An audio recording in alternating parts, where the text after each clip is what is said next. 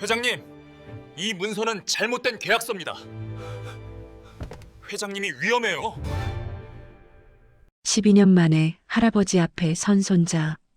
한때 명문대생이었던 그는 지금 항만 노동자로 살고 있습니다. 할아버지가 세운 회사, 그 회사에서 아버지는 쫓겨났어요. 그런데 오늘 손자가 회의실에 난입했습니다. 손에 든 건 오늘 계약서의 의심스러운 점과 12년 전 사건의 진실을 밝힐 증거들. 아버지는 억울하게 죽었어요. 하지만 더 큰 충격은 따로 있었습니다.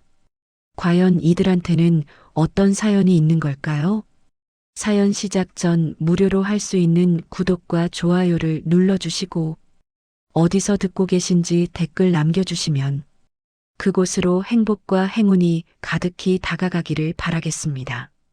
부산 신앙의 새벽은 언제나 쇠 부딪히는 소리로 시작해요.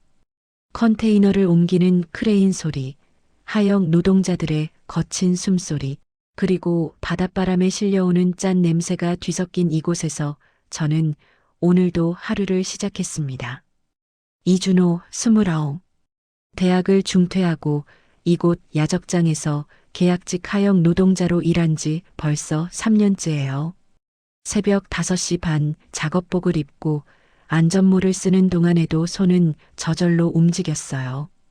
이제는 생각하지 않아도 몸이 기억하는 일상이 되어버렸으니까요. 하지만 오늘따라 마음 한구석이 불편했습니다. 어젯밤 야간 청소 아르바이트를 하던 중 본 장면 때문이었어요. 항만공사 사무동 3층 VIP 회의실이었습니다. 청소를 하려고 문을 열었을 때 직원들이 회의 리허설을 하고 있었어요. 중동 국부펀드 관계자들이 다음 주에 방문한다는 얘기가 들렸습니다.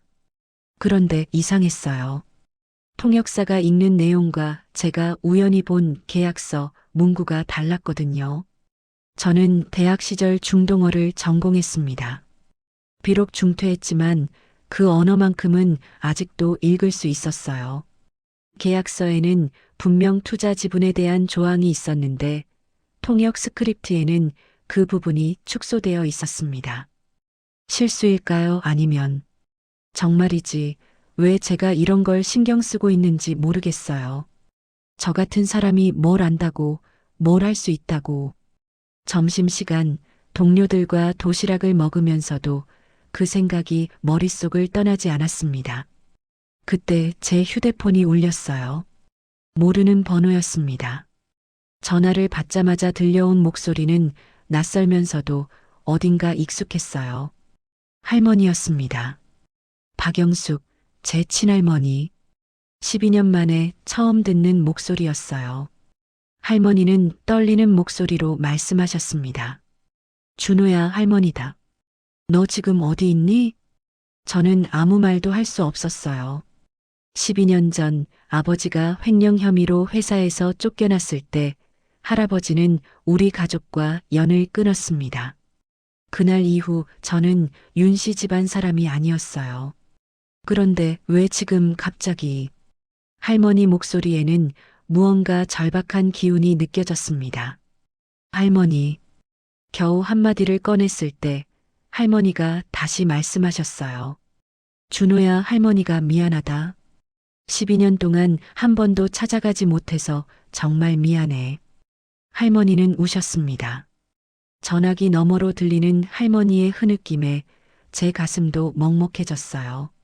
할머니, 괜찮아요. 할머니 잘못 아니에요. 아니다, 준호야. 할머니가 용기가 없었어.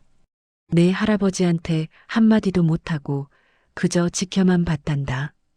할머니는 숨을 고르시더니 조심스럽게 물으셨습니다. 준호야, 너 지금 세림로지스틱스에서 일하고 있지? 저는 깜짝 놀랐어요. 할머니가 어떻게 알고 계신 걸까요? 할머니, 어떻게? 할머니가 너를 찾았단다.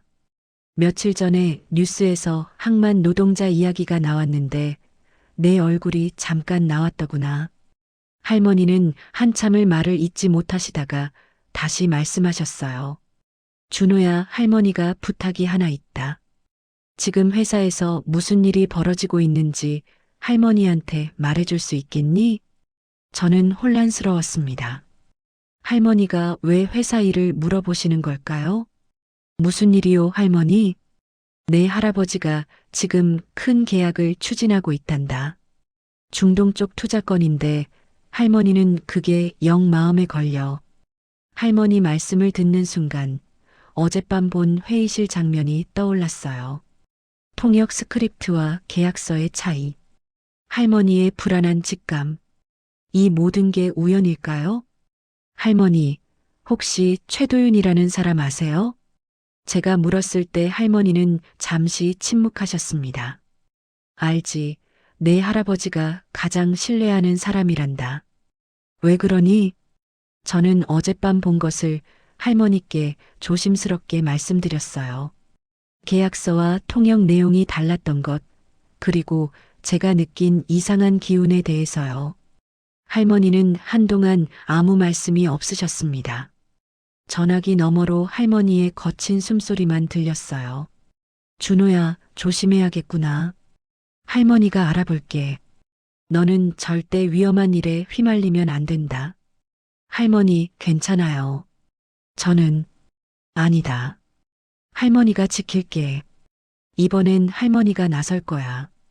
할머니 목소리에는 지금까지 들어보지 못한 단호함이 담겨 있었습니다. 전화를 끊고 나서도 한참을 멍하니 서 있었어요.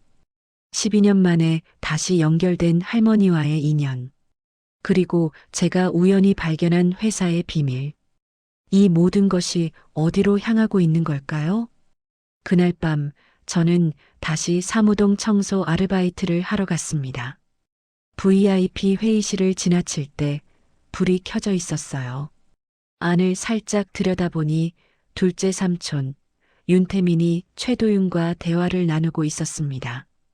이번 계약만 성사되면 회장님은 물러나실 겁니다. 그럼 우리 차례죠.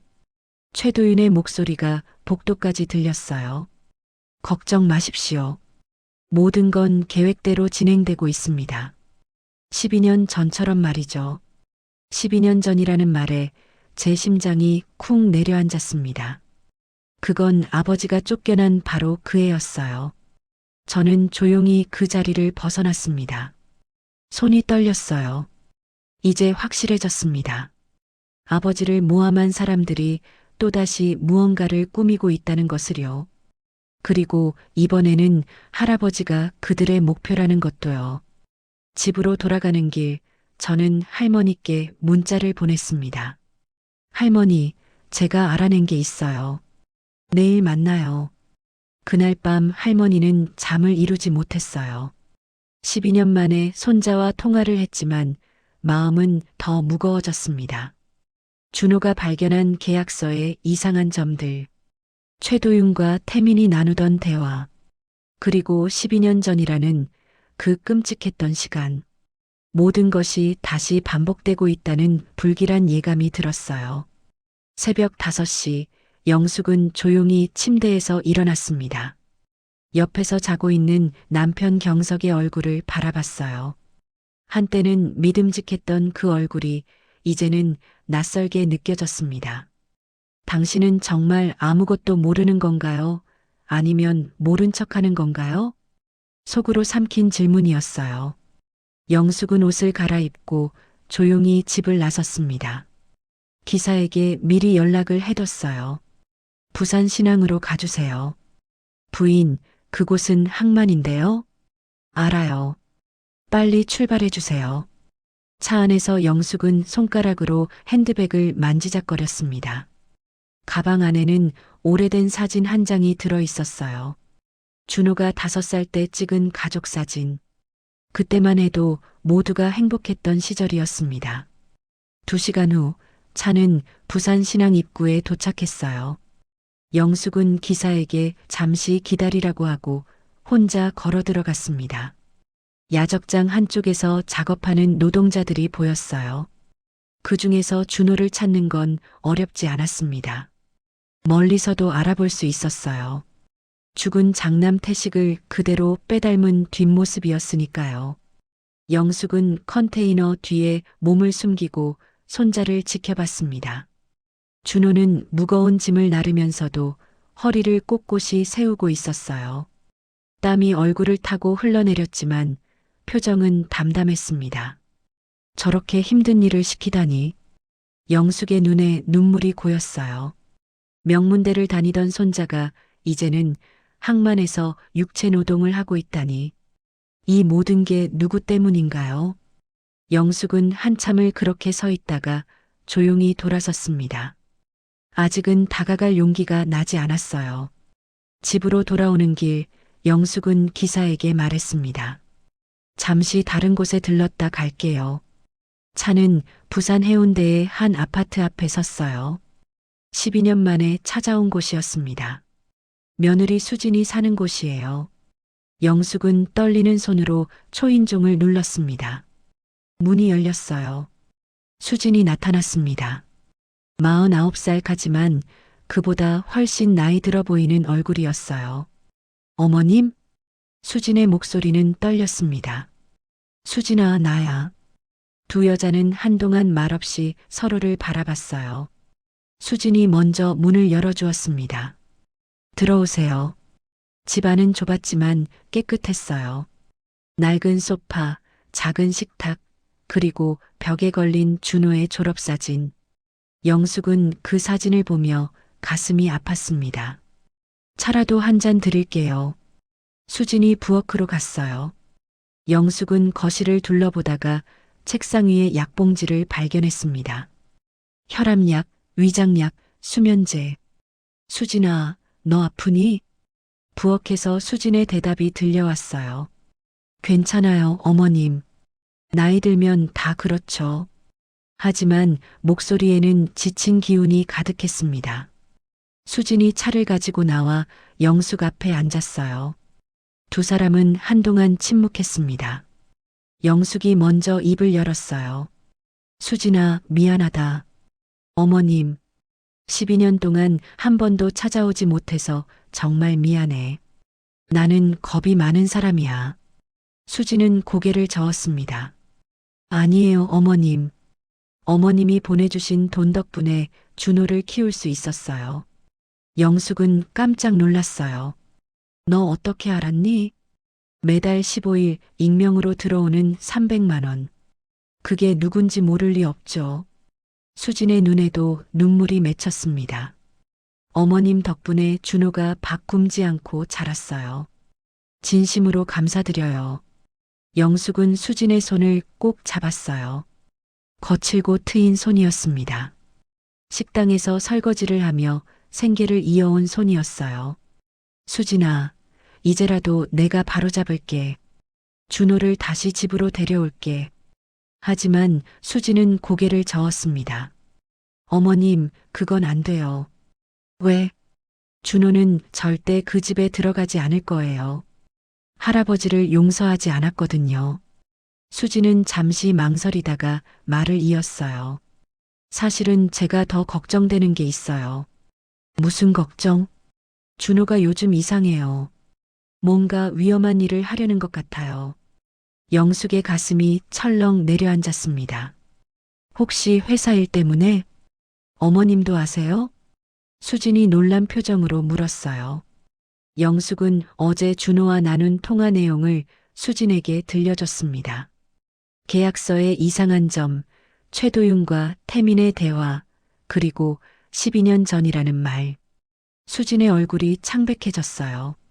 어머님, 그럼 설마. 그래, 내 생각이 맞다면 준호 아버지를 모함했던 그 사람들이 이번에는 회장을 노리고 있는 거야. 수진은 떨리는 목소리로 말했습니다. 준호가 그걸 알면 가만히 있지 않을 거예요. 알아. 그래서 내가 먼저 막아야 해. 영숙은 가방에서 오래된 서류 봉투를 꺼냈어요. 이게 뭔데요? 30년 전 회사 창업할 때 내가 친정 재산을 담보로 넣은 서류야. 법적으로 나도 이 회사의 공동 창업주지. 수지는 놀란 눈으로 서류를 바라봤습니다. 어머님, 이걸 왜 지금까지 숨기셨어요? 그때는 그게 당연한 줄 알았어. 남편 뒤에서 조용히 있는 게 아내의 도리인 줄 알았지. 영숙의 목소리에 쓴웃음이 섞였어요.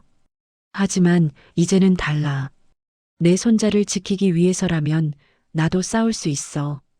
바로 그때 현관문이 열렸습니다. 준호가 들어왔어요.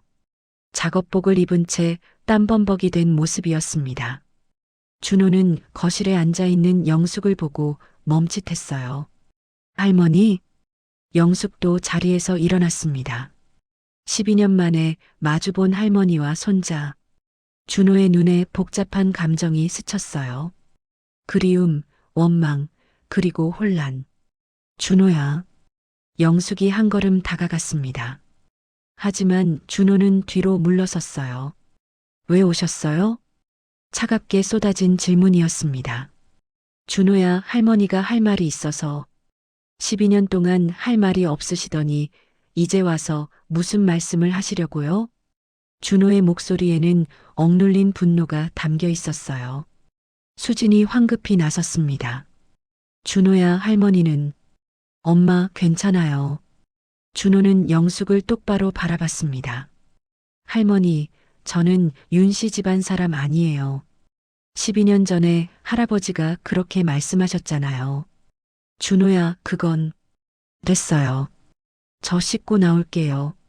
준호는 방으로 들어가 문을 닫았습니다. 영숙은 그 자리에 주저앉고 싶었어요. 손자의 차가운 눈빛이 가슴을 찔렀습니다. 수진이 영숙의 어깨를 토닥였어요. 어머님, 시간이 필요해요. 준호도 마음속으로는 할머니를 그리워해요. 영숙은 눈물을 닦으며 고개를 끄덕였습니다. 잠시 후 준호가 씻고 나왔어요. 영숙은 다시 한번 용기를 냈습니다. 준호야, 할머니 말 좀 들어줄래? 준호는 대답 없이 소파에 앉았어요. 영숙은 천천히 입을 열었습니다. 내 아버지 일 할머니가 잘못했어. 그때 할아버지한테 제대로 말했어야 했는데 용기가 없었어. 그래서요? 이번에는 다를 거야. 할머니가 너를 지킬게. 회사 일에 휘말리지 마. 준호는 비웃듯 웃었어요. 할머니, 저는 이미 휘말렸어요. 아니, 제가 직접 들어갈 거예요. 뭐? 12년 전 아버지를 모함한 사람들이 이번에는 할아버지를 이용하려고 해요. 저는 그걸 막을 거예요. 영숙은 준호의 손을 꼭 잡았습니다. 안 돼, 위험해. 할머니도 아시잖아요. 최도윤이 어떤 사람인지. 저 혼자서는 안 돼요. 준호가 영숙을 똑바로 바라봤어요.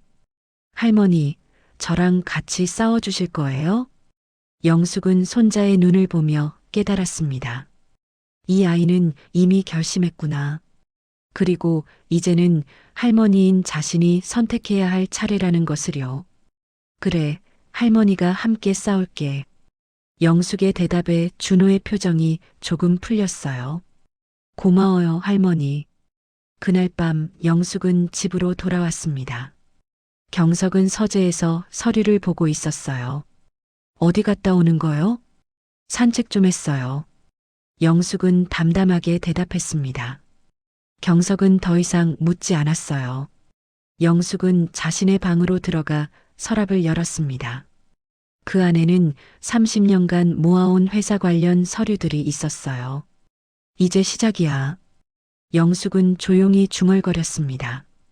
그리고 휴대폰을 꺼내 준호에게 문자를 보냈어요. 내일 만나자.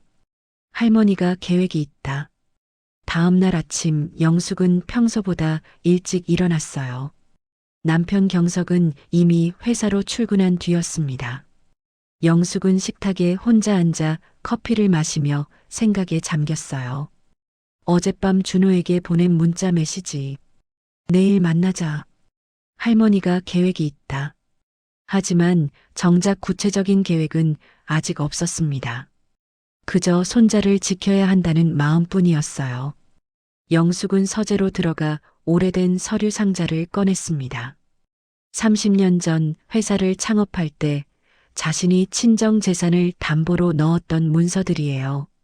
당시 경석은 자금이 부족했고 영숙의 아버지가 남긴 부동산이 필요했습니다.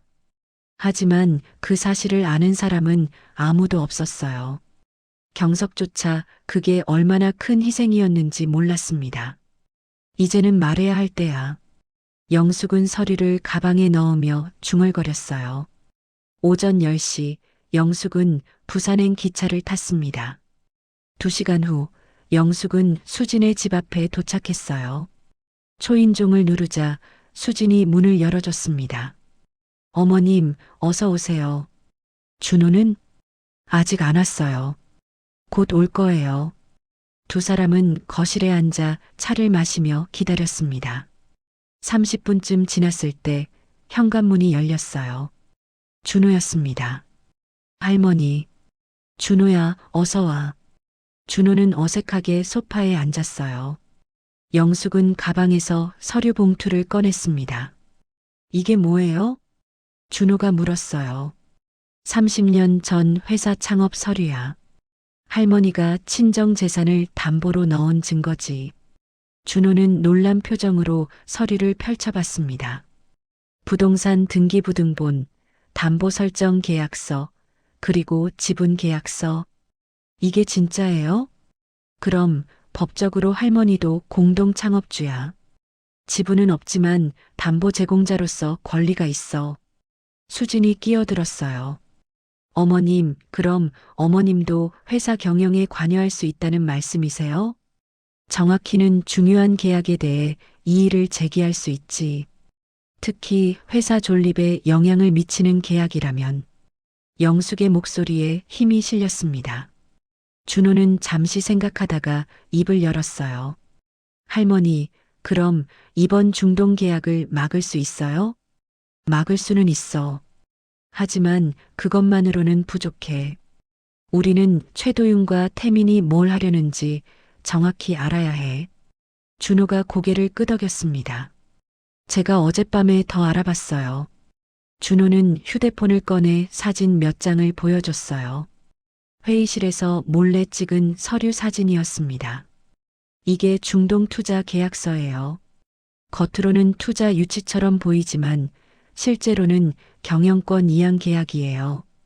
영숙과 수진이 사진을 자세히 들여다봤어요. 여기 이 조항 보세요. 투자금 회수 조건이 너무 까다로워요. 사실상 회수 불가능한 수준이죠. 준호가 설명을 이어갔습니다. 그리고 이 부분 경영권 위임 조항이에요. 할아버지가 은퇴하면 자동으로 이사회 구성이 바뀌게 되어 있어요. 영숙의 얼굴이 굳어졌어요. 태민이가 회장이 되는 건가? 아니요. 최도윤이 대표이사가 돼요. 태민 삼촌은 이사회 의장. 뭐라고? 영숙은 믿을 수 없다는 표정이었습니다. 태민이가 자기 형제를 배신하다니. 할머니, 더 있어요. 준호는 또 다른 사진을 보여줬어요. 이건 12년 전 아버지 사건 당시 감사보고서예요. 회사 자료실에서 찾았어요. 영숙이 사진을 확대해서 봤습니다. 감사보고서에는 횡령 증거로 제시된 계좌 거래 내역이 있었어요. 이 계좌 아버지 명의가 맞아요. 하지만 이상한 점이 있어요. 준호가 특정 부분을 가리켰습니다. 거래 시간을 보세요. 오전 9시 30분. 그런데 아버지는 그날 오전 8시부터 12시까지 해외 화상회의 중이었어요. 그럼 누가? 계좌 비밀번호를 알고 있던 사람이 조작한 거예요. 영숙은 손이 떨렸어요. 그게 누구인데? 당시 재무팀장이었던 최도윤이요. 순간 거실이 조용해졌습니다. 수진이 떨리는 목소리로 물었어요. 그럼 우리 남편은 정말 억울하게 쫓겨난 거였어요? 네, 엄마. 최도윤이 아버지를 모함한 거예요. 영숙은 눈을 감았습니다. 12년 전 그날이 떠올랐어요. 경석이 장남 태식을 서재로 불러들였을 때 내가 횡령을 했다고? 아닙니다, 아버지. 저는 하지 않았어요. 증거가 다 있는데 무슨 소리야. 당장 회사에서 나가. 아버지, 제 말 좀 들어주세요. 들을 것도 없어. 너 같은 아들은 필요 없다. 그때 영숙도 옆에 있었어요. 하지만 아무 말도 하지 못했습니다. 남편의 화난 목소리 앞에서 그저 떨기만 했어요. 태식이 마지막으로 영숙을 바라봤을 때의 눈빛. 어머니, 저 정말 안 했어요. 영숙은 고개를 돌렸습니다. 그게 장남과 마지막이었어요. 1년 후 태식은 교통사고로 세상을 떠났습니다. 할머니, 준호의 목소리에 영숙이 정신을 차렸어요. 미안하다, 준호야. 할머니가 그때 내 아버지를 지켜줬어야 했는데. 영숙의 눈에서 눈물이 흘러내렸습니다. 준호는 할머니의 손을 잡았어요. 할머니, 이제라도 괜찮아요. 우리 함께 아버지 누명 벗겨줘요. 영숙은 눈물을 닦으며 고개를 끄덕였습니다. 그래, 이번에는 할머니가 싸울게. 하지만 그때 영숙의 휴대폰이 울렸어요. 태민이었습니다. 어머니, 지금 어디세요? 왜? 아버지가 찾으세요. 중요한 얘기가 있다고. 알았다, 곧 갈게. 전화를 끊고 영숙은 준호를 바라봤어요. 할머니, 가셔야 해요? 그래, 내 할아버지가 부르시네. 조심하세요, 할머니. 태민 삼촌이 눈치챘을 수도 있어요. 영숙은 가방을 들고 일어섰습니다. 준호야, 너도 조심해. 함부로 움직이지 마. 네, 할머니. 영숙이 나간 후 준호는 엄마와 단둘이 남았어요. 준호야, 정말 괜찮겠니? 수진이 걱정스럽게 물었습니다. 괜찮아요, 엄마. 이제 할머니가 계세요. 하지만 준호의 표정은 어두웠어요. 마음 한구석에 불안감이 자리 잡고 있었습니다. 그날 저녁 영숙은 집으로 돌아왔어요. 경석은 서재에서 기다리고 있었습니다. 어디 갔다 왔소? 산책 좀 했어요. 산책을 부산까지 가서 하오. 영숙은 깜짝 놀랐어요. 어떻게 하셨어요? 기사한테 들었소. 당신 요즘 이상하오. 경석의 목소리에는 의심이 담겨 있었습니다. 무슨 일 있소? 영숙은 잠시 망설였어요. 하지만 이제는 말해야 할 때라고 생각했습니다. 당신 중동 계약 정말 진행할 거예요? 그게 왜? 그 계약 뭔가 이상해요. 경석의 표정이 굳어졌습니다. 당신이 무슨 회사 일을 알아서 30년 전 이 회사 세울 때 내 재산이 들어간 거 알잖아요. 그건 그렇지만 그럼 나도 이 회사 일에 관심 가질 권리 있어요. 영숙의 목소리에 힘이 실렸습니다. 경석은 의아한 표정으로 아내를 바라봤어요. 평생 순종적이던 아내가 이렇게 나오는 건 처음이었습니다. 도대체 무슨 일이요? 당신이 믿는 최도윤, 그 사람 조심해요. 뭐?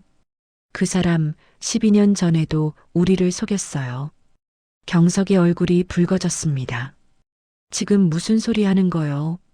도윤이는 내가 가장 믿는 사람이요. 그게 문제예요. 당신은 너무 쉽게 사람을 믿어요. 당신이 뭘 안다고. 경석이 소리를 질렀어요. 영숙은 움찔했지만 이번에는 물러서지 않았습니다. 저도 압니다. 12년 전 태식이 일 조작된 거였어요. 뭐라고? 최도윤이 태식이 계좌를 조작했어요.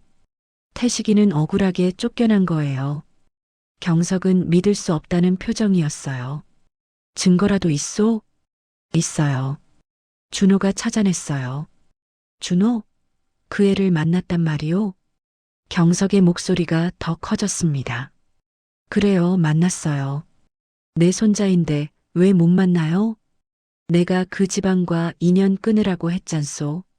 당신 마음대로 끄는 거지. 나는 동의한 적 없어요. 영숙도 목소리를 높였어요. 평생 처음으로 남편에게 대드는 순간이었습니다. 경석은 어이없다는 표정으로 아내를 바라봤어요. 당신 정신 나갔소? 아니요. 이제야 정신 차렸어요. 영숙은 서재를 나가며 마지막으로 말했습니다. 중동 계약 다시 한번 검토해 보세요. 그리고 최도윤 말만 믿지 마세요. 문을 닫고 나온 영숙은 복도에 서서 크게 숨을 쉬었어요. 손이 떨렸습니다. 하지만 후회는 없었어요. 이제 시작이었습니다. 그날 밤 영숙은 준호에게 문자를 보냈어요. 할아버지한테 말했다. 곧 큰일이 벌어질 거야. 준호의 답장이 왔습니다. 할머니, 괜찮으세요? 괜찮다. 오히려 속이 시원하구나. 영숙은 창밖을 바라보며 생각했어요. 이제 돌아갈 수 없는 강을 건넜습니다. 하지만 손자를 지키기 위해서라면 그 어떤 것도 할 수 있었어요. 다음 날 아침 경석은 일찍 회사로 출근했습니다. 평소와 다른 점이 있다면 얼굴이 심각했다는 거예요. 영숙의 말이 마음에 걸렸던 걸까요? 영숙은 남편이 나간 후 다시 서재로 들어갔어요. 그리고 변호사에게 전화를 걸었습니다. 여보세요, 김 변호사님? 저 윤경석 회장 부인 박영숙입니다. 아, 사모님. 무슨 일이세요? 상담 좀 받고 싶어요. 회사 계약건으로요. 언제 오시겠습니까? 오늘 오후에 갈게요. 전화를 끊고 영숙은 서류를 정리했어요. 이제 법적으로도 준비해야 할 때였습니다. 준호에게서 또 문자가 왔어요. 할머니, 오늘 밤 회사에서 비밀 회의가 있대요. 최도윤이 중동 투자자들 만난대요. 영숙은 재빨리 답장했습니다. 알았다. 절대 혼자 움직이지 마. 하지만 영숙은 알고 있었어요. 준호가 가만히 있을 아이가 아니라는 것을요. 그날 밤이 되면 모든 게 터질 거라는 예감이 들었습니다. 영숙은 옷장에서 검은색 코트를 꺼냈어요. 오늘 밤 자신도 회사로 가야 할 것 같았습니다. 손자를 혼자 보낼 수는 없었으니까요. 그날 밤 10시 준호는 조심스럽게 회사 사무동으로 들어갔어요. 야간 청소 아르바이트 시간이었습니다. 하지만 오늘은 평소와 달랐어요. VIP 회의실에 불이 환하게 켜져 있었습니다. 준호는 복도 끝에 몸을 숨기고 회의실 쪽을 지켜봤어요. 회의실 문이 열리며 사람들이 나왔습니다. 중동 전통 의상을 입은 남자 셋이 보였어요. 그리고 그들을 안내하는 최도윤과 태민. 내일 오전 10시에 최종 계약서에 서명하시면 됩니다. 최도윤의 목소리가 복도까지 들렸어요. 윤 회장님도 참석하시나요? 중동 투자자 중 한 명이 물었습니다. 물론입니다. 회장님께서 직접 서명하실 겁니다. 태민이 대답했어요. 준호는 숨을 죽이고 그들의 대화를 들었습니다. 투자자들이 엘리베이터를 타고 내려간 후에야 준호는 움직였어요. 회의실로 다가가 안을 살펴봤습니다. 테이블 위에 서류가 몇 장 놓여 있었어요. 준호는 재빨리 휴대폰으로 사진을 찍었습니다. 바로 그때였어요. 거기 누구야? 뒤에서 날카로운 목소리가 들렸습니다. 준호는 깜짝 놀라 뒤를 돌아봤어요. 최도윤이 서 있었습니다. 청소하러 왔습니다. 준호는 최대한 침착하게 대답했어요. 최도윤은 준호를 위아래로 훑어봤습니다. 청소 시간은 아직 안 됐는데? 일찍 시작하라고 해서요. 그래. 근데 자네 얼굴이 낯익은데. 최도윤이 준호에게 다가왔어요. 준호는 본능적으로 한 걸음 뒤로 물러섰습니다. 처음 뵙는데요. 아니야, 분명 어디서 봤어. 최도윤의 눈빛이 날카로워졌어요. 바로 그때 복도 끝에서 목소리가 들렸습니다. 도윤 씨, 아직 안 가셨어요? 영숙이었습니다. 최도윤과 준호 모두 깜짝 놀라 고개를 돌렸어요. 영숙이 복도를 걸어오고 있었습니다. 검은색 코트를 입고 단정한 모습이었어요. 사모님, 이 시간에 왜 여기 계세요? 최도윤이 당황한 표정으로 물었습니다. 회장님 서류 가지러 왔어요. 집에 두고 오셨다고 하셔서. 영숙은 태연하게 대답했어요. 아, 그러셨군요. 제가 도와드릴까요? 아니요, 괜찮아요. 그런데 이 친구는 누구예요? 영숙이 준호를 가리켰습니다. 청소 직원입니다. 조금 수상해서 확인하던 참이었어요. 수상해요? 왜요? 회의실에서 뭘 하고 있었거든요. 최도윤의 목소리에 의심이 담겨 있었어요. 영숙은 준호를 잠깐 바라봤습니다. 그리고 최도윤에게 말했어요. 청소하러 온 거 아니에요? 별일 아닌 것 같은데. 하지만 사모님, 됐어요. 저도 바쁘니까 먼저 갈게요. 도윤 씨도 늦었으니 퇴근하세요. 영숙은 더 이상 대화하지 않고 회장실 쪽으로 걸어갔어요. 최도윤은 잠시 망설이다가 준호를 한 번 더 쳐다봤습니다. 자네 조심해. 이상한 짓 하면 가만 안 둬. 최도윤은 경고를 남기고 엘리베이터를 탔어요. 준호는 그 자리에 서서 심장이 터질 듯 뛰는 걸 느꼈습니다. 조금만 늦었어도 큰일 날 뻔했어요. 잠시 후 영숙이 회장실에서 나왔습니다. 복도를 둘러보더니 준호에게 다가왔어요. 할머니, 조용히 해. 따라와. 영숙은 준호를 비상계단으로 데려갔습니다. 문을 닫고 나서야 영숙이 입을 열었어요. 너 미쳤니? 혼자 여기 와서 뭐 하는 거야? 할머니, 죄송해요. 하지만 오늘 밤 회의가 있다길래. 그래서 혼자 온 거야? 들키면 어쩌려고? 영숙의 목소리에 화가 섞여 있었어요. 하지만 준호는 그 안에 담긴 걱정을 느낄 수 있었습니다. 할머니야말로 왜 여기 오셨어요? 너 걱정돼서 왔지. 혼자 위험한 짓 할 것 같아서. 영숙은 한숨을 쉬었어요. 할머니 예상이 맞았네. 준호는 미안한 표정으로 고개를 숙였습니다. 죄송해요, 할머니. 됐어. 이미 온 거 어쩔 수 없지. 뭐 알아낸 거라도 있어? 준호는 휴대폰을 꺼내 찍어둔 사진들을 보여줬어요. 이게 내일 서명할 최종 계약서예요. 조항이 더 구체화됐어요. 영숙이 사진을 확대해서 봤습니다. 이게 뭐야? 경영권 이양 시기가 계약 즉시라고? 네, 할아버지가 서명하는 순간 회사 경영권이 넘어가요. 이건 투자가 아니라 회사 매각이잖아. 영숙의 얼굴이 창백해졌어요.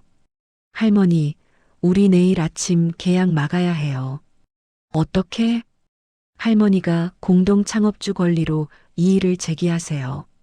그것만으로 충분할까? 준호는 잠시 생각하다가 말했어요. 저도 함께 갈게요. 12년 전 아버지 사건 증거를 공개할게요. 안 돼. 너무 위험해. 할머니 혼자는 더 위험해요. 최도윤이 어떻게 나올지 몰라요. 영숙은 손자의 단호한 눈빛을 보며 깨달았습니다. 이 아이는 물러서지 않을 거라는 걸요. 알았어. 그럼 우리 함께 가자. 고마워요, 할머니. 두 사람은 비상계단을 내려가려 했어요. 하지만 1층 로비에서 목소리가 들렸습니다. 형님, 정말 내일이면 끝나는 거죠? 태민의 목소리였어요. 영숙과 준호는 계단 중간에서 멈춰 섰습니다. 그럼 내일 오전이면 회장님은 경영에서 손 떼게 돼. 그럼 우리 차례지. 최도윤의 대답이었어요. 어머니는 어떻게 하실 건가요? 요즘 이상하게 행동하시던데. 사모님? 걱정 없어. 증거만 없으면 아무것도 못해. 그래도 혹시 모르니까 조심하는 게 좋을 것 같은데요. 알아서 하지. 내일만 넘기면 돼. 두 사람의 발소리가 멀어졌어요. 영숙과 준호는 숨을 죽이고 기다렸다가 조용히 건물을 빠져나왔습니다. 주차장에서 영숙이 준호에게 물었어요. 어떻게 집에 갈 거야? 버스 타고 갈게요. 이 시간에 버스가 있겠니? 내가 데려다 줄게. 괜찮아요, 할머니. 괜찮긴. 타.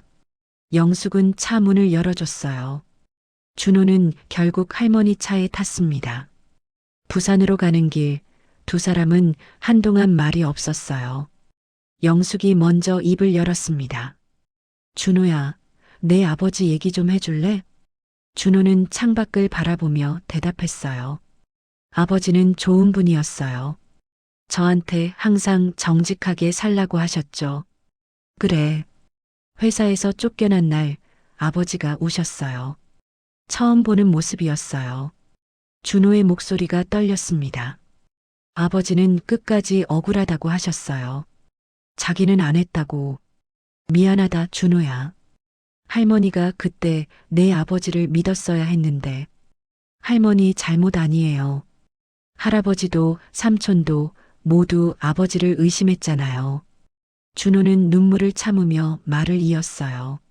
아버지가 돌아가시기 일주일 전에 저한테 말씀하셨어요. 언젠가 진실이 밝혀질 거라고. 그래서 내가 이렇게 열심히 증거를 찾은 거구나. 네, 아버지 약속을 지키고 싶어요. 영숙은 운전하면서 눈물을 닦았어요. 할머니도 도와줄게. 우리 꼭 내 아버지 누명 벗기자. 고마워요, 할머니.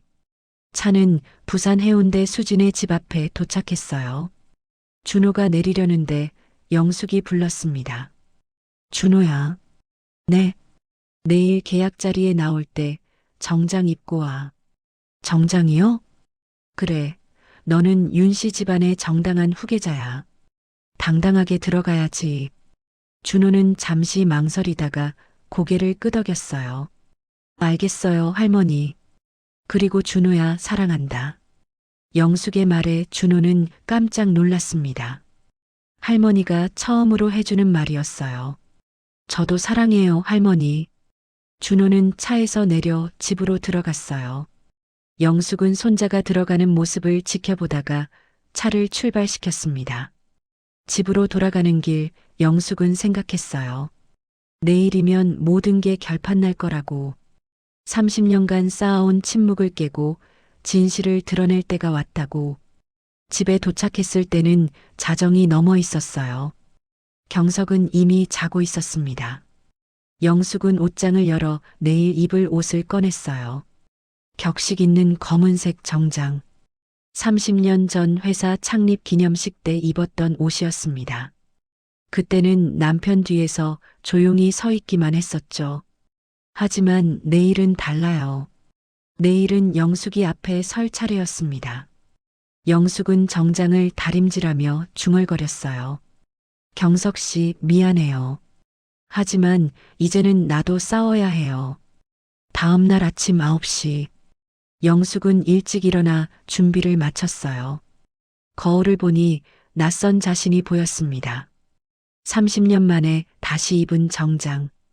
단정하게 빗은 머리. 그리고 눈빛에 담긴 결기. 영숙은 가방에 서류 봉투를 넣었어요. 친정재산 담보 문서, 회사 지분 관련 서류, 그리고 준호가 찾은 12년 전 증거들. 모두 준비됐습니다. 현관을 나서려는데 경석이 서재에서 나왔어요. 어디 가시오? 회사에 갈게요. 회사는 왜? 오늘 중동 계약 서명식 있잖아요. 저도 참석할게요.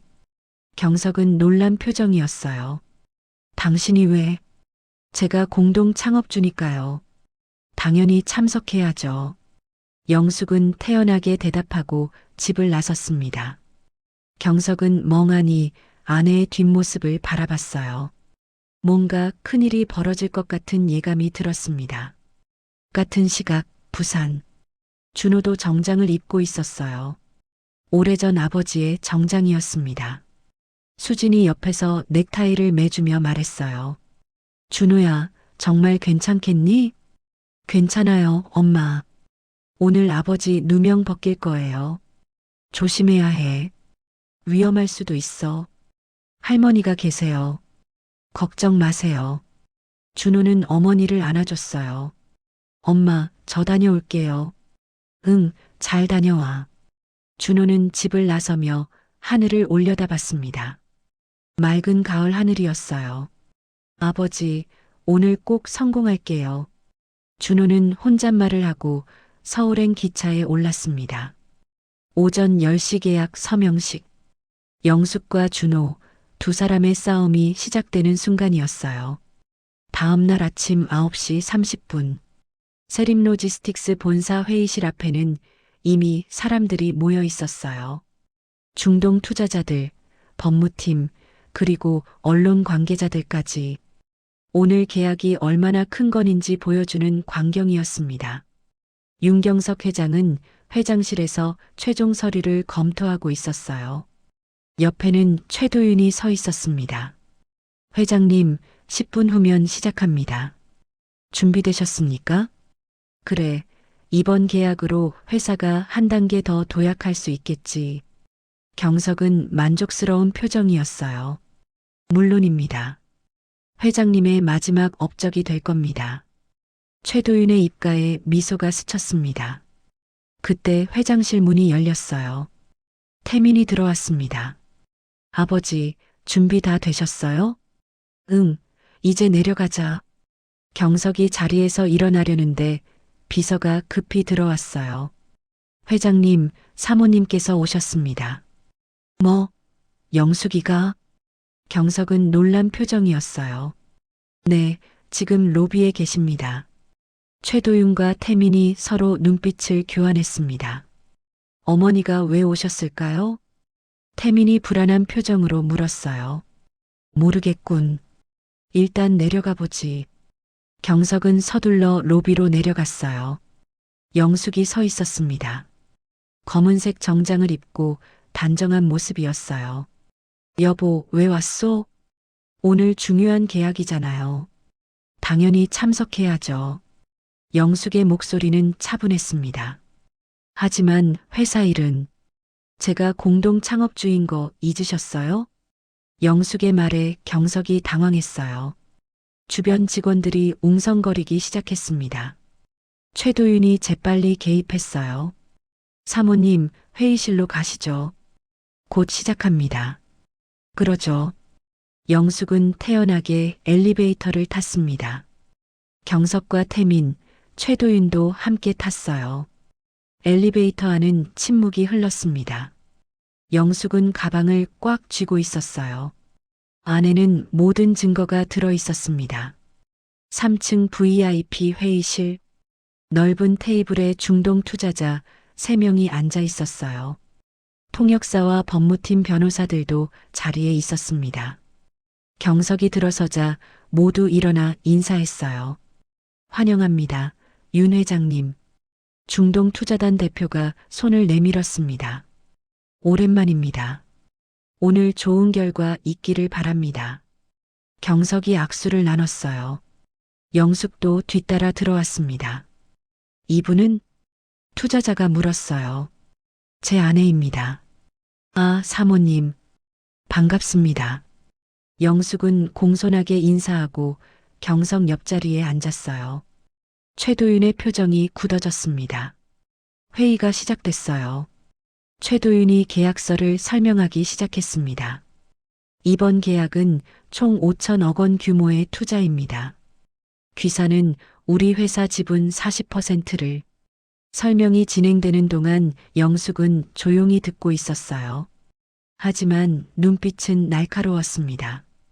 준호가 찍어준 사진 속 계약서 내용을 기억하며 하나하나 확인했어요. 15분 후 설명이 끝났습니다. 그럼 서명하시겠습니까? 최도윤이 계약서를 경석 앞에 놓았어요.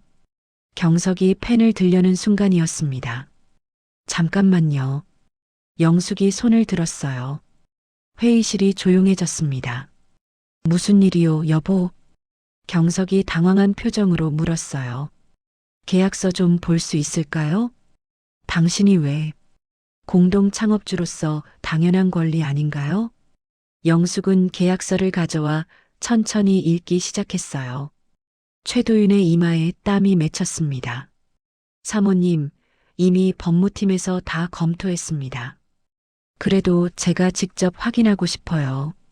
영숙은 계약서를 계속 읽었습니다. 그리고 특정 페이지에서 멈췄어요. 이 조항 이상한데요. 어느 부분 말씀이십니까? 투자자 대표가 물었습니다. 여기 경영권 위임 조항이요. 투자 즉시 이사회 구성이 변경된다고 되어 있네요. 회의실에 긴장감이 돌았어요. 경석이 계약서를 가져와 봤습니다. 이게 무슨 소리요? 회장님, 그건 일반적인 투자 조건입니다. 최도윤이 재빨리 설명했어요. 일반적인 조건이라고요? 투자자가 경영에 즉시 개입하는 게요? 영숙의 목소리가 날카로워졌습니다. 사모님, 그건 오해십니다. 오해가 아니에요. 여기 명시되어 있잖아요. 투자 완료 즉시 대표이사 선임권이 이사회로 넘어간다고. 경석이 계약서를 자세히 읽기 시작했어요. 얼굴이 점점 굳어졌습니다. 도윤 씨, 이게 정말이요? 회장님, 그건. 바로 그때 회의실 문이 열렸어요. 모두의 시선이 문 쪽으로 향했습니다. 준호였습니다. 검은색 정장을 입고 서류 가방을 든 모습이었어요. 누구요? 투자자가 물었습니다. 경석은 준호를 보고 얼굴이 하얗게 질렸어요. 준호? 안녕하세요, 할아버지. 준호는 담담하게 인사했습니다. 태민이 벌떡 일어났어요. 내가 왜 여기 있어? 삼촌, 오래간만이네요. 준호는 회의실 안으로 들어왔습니다. 최도윤의 얼굴에서 핏기가 가셨어요. 보안, 여기 외부인이 침입했어. 잠깐. 영숙이 막았습니다. 이 아이는 외부인이 아니에요. 우리 손자예요. 어머니, 무슨 짓이세요? 태민이 소리쳤어요. 조용히 해, 태민아. 영숙은 준호를 자리에 앉게 했습니다. 경석은 믿을 수 없다는 표정으로 두 사람을 번갈아 봤어요. 영숙, 도대체 무슨 짓이오? 회장님께 보여드릴 게 있어요. 준호가 서류 가방을 열었습니다. 안에서 파일 몇 개를 꺼냈어요. 이게 뭐요? 12년 전 제 아버지 사건 진실입니다. 준호는 서류를 테이블에 놓았습니다. 당시 횡령 증거로 제시된 계좌 거래 내역이에요. 하지만 거래 시간을 보세요. 준호가 특정 부분을 가리켰어요. 오전 9시 30분. 그런데 아버지는 그 시간에 해외 화상회의 중이었어요. 그게 최도윤이 끼어들려 했지만 준호는 계속했습니다. 이게 그날 화상회의 녹화 파일이에요. 시간을 확인해 보세요. 준호는 노트북을 켜서 영상을 재생했어요. 화면에는 12년 전 태식이 화상회의하는 모습이 나왔습니다. 시간 표시가 선명했어요. 오전 8시부터 12시까지. 경석의 손이 떨렸습니다. 그럼 태식이가 정말. 네, 아버지는 억울하게 누명 쓰신 거예요. 준호는 다음 서류를 꺼냈어요. 그리고 이건 당시 재무팀 내부 시스템 로그예요. 아버지 계좌에 접속한 IP 주소가 나와 있어요. 최도윤의 얼굴이 창백해졌습니다. 그 IP는 당시 재무팀장실 컴퓨터예요. 최도윤 부장 자리였죠. 회의실이 술렁거리기 시작했어요. 이건 조작이야. 거짓말이라고. 최도윤이 소리쳤습니다. 조작이 아니에요. 여기 회사 IT팀에서 확인한 공식 기록이에요. 준호는 차분하게 대답했어요. 경석은 서류를 보며 온몸이 떨렸습니다. 도윤 씨, 이게 정말이요? 회장님, 그건. 대답해. 내가 태식이 계좌를 조작한 거요? 최도윤은 대답하지 못했어요. 그 침묵이 모든 걸 말해줬습니다. 경석은 주먹으로 테이블을 쳤어요. 내가 믿었던 사람이 내 아들을 모함했단 말이오? 회장님, 들어보세요. 그때는 어쩔 수 없었어요. 어쩔 수 없다고? 사람 인생을 망쳐놓고? 경석의 목소리가 떨렸습니다. 영숙이 남편의 손을 잡았어요. 여보, 진정해요. 진정하라고? 내가 내 아들을 쫓아냈어. 내가 죽였어. 경석은 고개를 떨구며 울었습니다. 76살 노인의 눈물이었어요. 준호도 눈물을 참지 못했습니다. 할아버지, 투자자 대표가 자리에서 일어났어요. 윤 회장님 상황을 정리하고 다시 연락 주시죠. 오늘 계약은 어려울 것 같습니다. 죄송합니다. 정말 죄송합니다.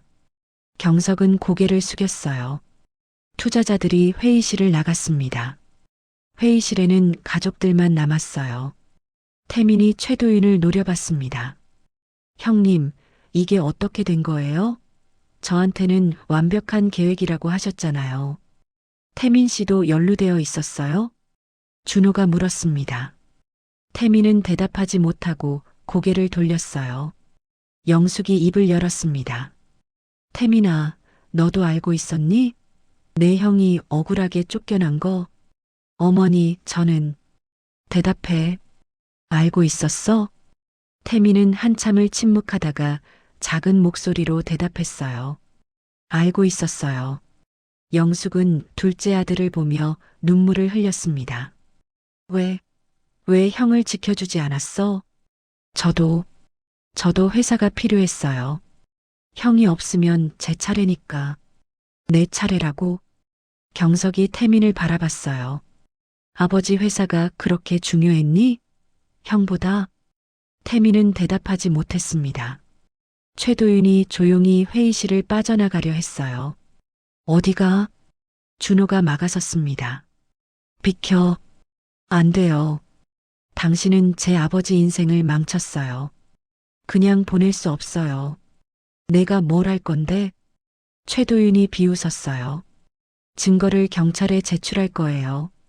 당신은 횡령 조작죄로 처벌받을 거예요. 해봐. 12년 전 일이야. 공소시효 지났어. 최도윤은 준호를 밀치고 나가려 했습니다.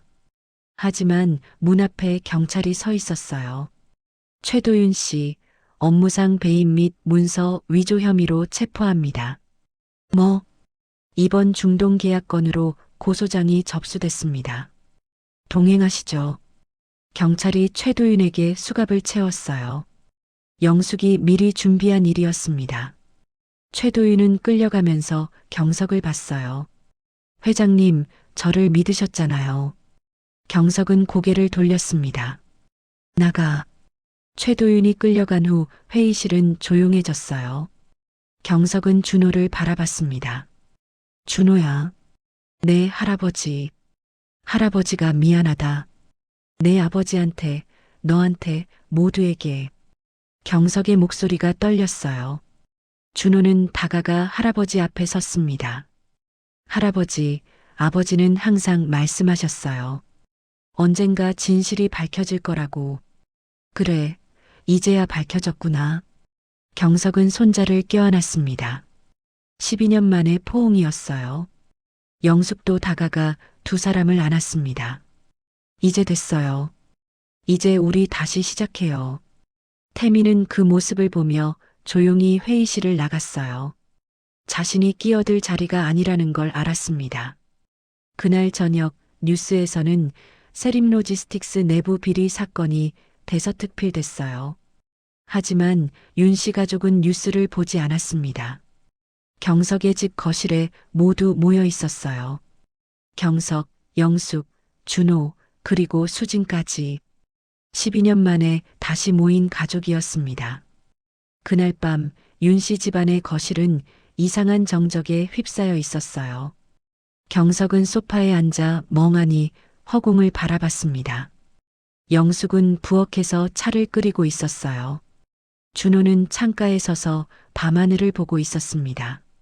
수지는 조심스럽게 거실을 정리하고 있었어요. 모두 무슨 말을 해야 할지 몰랐습니다. 12년 만에 다시 모인 가족이었지만 그 시간의 상처가 너무 컸어요. 영숙이 차를 가지고 나왔습니다. 다들 차라도 한잔 하세요. 고맙습니다, 어머님. 수진이 받아들었어요. 준호도 자리에 앉았습니다. 경석은 여전히 고개를 들지 못했어요. 준호야. 경석이 떨리는 목소리로 불렀습니다.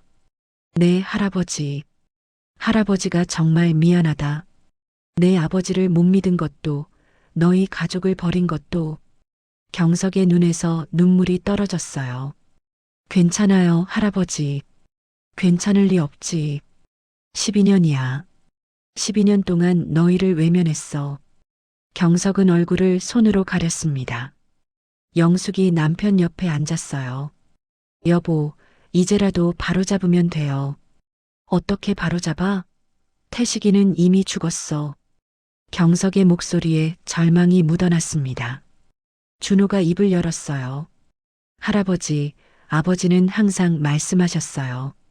할아버지를 원망하지 말라고. 뭐? 아버지는 끝까지 할아버지를 존경하셨어요. 언젠가 오해가 풀릴 거라고 믿으셨어요. 준호의 말에 경석은 더욱 울었습니다. 그런 아들을 내가 쫓아냈어. 내가 죽였어. 할아버지 잘못이 아니에요. 최도윤이 할아버지를 속인 거예요. 아니야. 내가 멍청했어. 사람을 제대로 보지 못했어. 바로 그때 거실 문이 열렸어요. 태민이 들어왔습니다. 모두의 시선이 태민에게 향했어요. 태민은 어색하게 서 있었습니다. 들어와도 되겠습니까? 들어와, 태민아. 영숙이 말했어요. 태민은 조심스럽게 거실로 들어왔습니다. 준호와 눈이 마주쳤어요. 형님, 삼촌. 두 사람은 서먹한 인사를 나눴습니다. 태민은 아버지 앞에 무릎을 꿇었어요. 아버지, 죄송합니다. 뭐가 미안해? 제가 형님을 지키지 못했어요. 아니, 지키려고 하지도 않았어요. 태민의 목소리가 떨렸습니다. 왜 그랬어? 경석이 물었어요. 회사가 탐났어요. 형님이 없으면 제 차례니까요. 그게 전부였어요. 태민은 고개를 숙였습니다. 저는 형님이 억울하다는 걸 알면서도 모른 척했어요. 그게 제게 유리했으니까요. 영숙이 둘째 아들을 바라봤어요. 태민아, 너는 정말 그것밖에 안 보였니? 형은 안 보였어?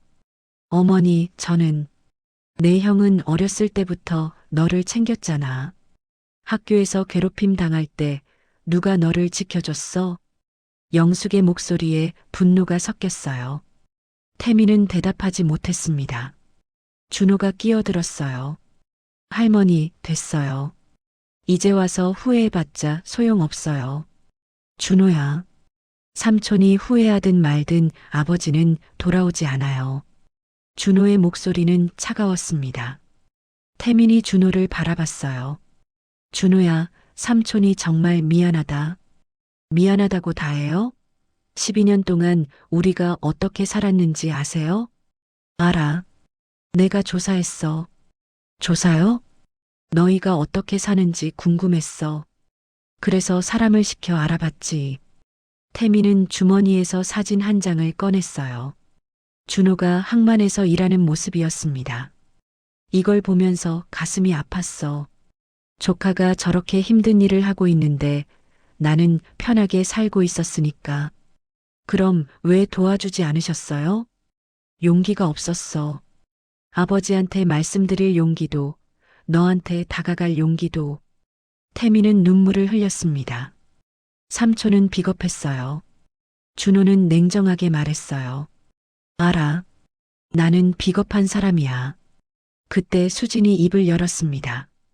도련님, 그래도 한 가지는 감사드려요. 뭐가요, 형수님? 준호 대학 등록금, 도련님이 보내주신 거 알고 있어요.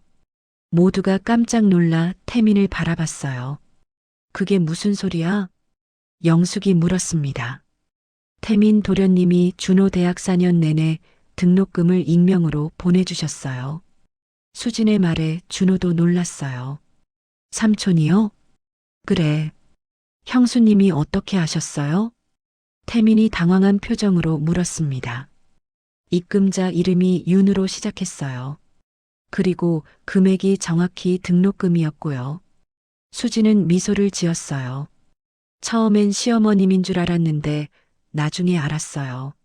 어머님은 생활비를 보내주셨고 도련님은 등록금을 보내주신 거라는 걸. 준호는 삼촌을 다시 바라봤습니다. 태민은 고개를 숙였어요. 그 정도로 속죄가 될 리 없다는 거 알아. 하지만 그게 내가 할 수 있는 전부였어. 준호는 복잡한 표정이었어요. 미워하고 싶었지만 완전히 미워할 수만은 없었습니다. 경석이 입을 열었어요. 태민아, 너는 앞으로 어떻게 할 거니? 아버지께 회사 경영권을 돌려드릴게요. 저는 물러나겠습니다. 뭐? 제가 있으면 준호가 불편할 거예요. 그리고 저도 자격이 없어요. 태민은 주머니에서 사표를 꺼냈습니다. 이미 써뒀어요. 경석은 사표를 받아들지 않았어요.